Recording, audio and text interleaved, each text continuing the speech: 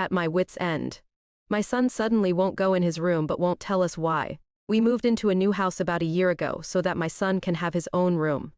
We thought the transition would be rough, but he took to his room almost immediately and have had no issues. He loved his room, has all his toys in there, bedtime routines went smoothly. Most nights he dozes off after a couple of stories and a smooch on the head. He has his nightlights and we keep his door open, even though he never mentioned being scared of the dark. Something changed on July 4th. He spent a good chunk of the afternoon playing in his room, even refusing to come downstairs for a bit.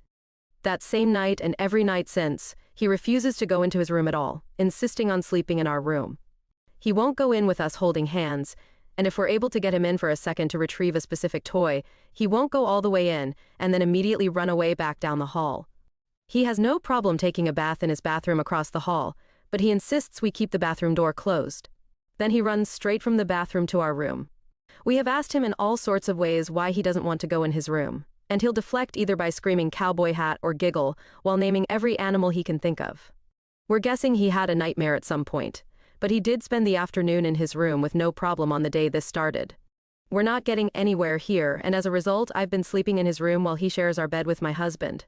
Maybe I'm looking for someone who had a similar experience with their child that can offer up some fresh ideas, or maybe I'm just venting because I miss my bed.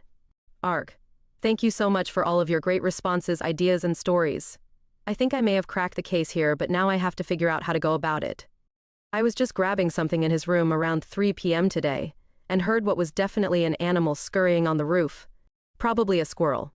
We have a metal roof and an exposed beam ceiling, so we hear any drop of rain, but I have never until now heard an animal.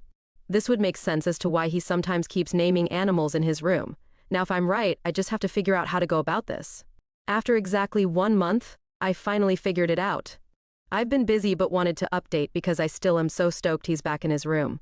A few days ago, I got my son to acknowledge a couple of his toys from the doorway, and he stepped in a little bit with encouragement. I then took the opportunity to point at objects in his room, and he had a huge reaction to a Marvel poster that had been hanging over his bed since we moved in a year ago. He ran to our bedroom and hid under our covers, so I took it off the wall and walked it through the hallway. I stopped at our room for confirmation, and he freaked out when he saw I was holding it. I told him that it's going in the garbage and he's never going to see it ever again. I hid it downstairs for later disposal, came back upstairs and told him it was gone. He leapt out of our bed and hurried down the hall to his room and jumped in excitement that evil face is gone. He then screamed in excitement about his Mario Kart bed, tossed my pillow off, threw his Mario pillow on and tucked himself in. I was so ecstatic I danced around with him the rest of the night singing No More Evil Face.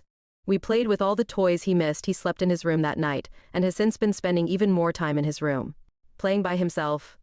He brings up nightly that evil face is gone and his room is fun. To those who are curious, it was a Marvel framed poster with like 100+ superheroes and villains. He had always named even some of the more obscure characters. I'm not sure which character scared him in particular, but I theorize it was either MODOK or Ego the Living Planet. I didn't stop to have him point out which was the evil face.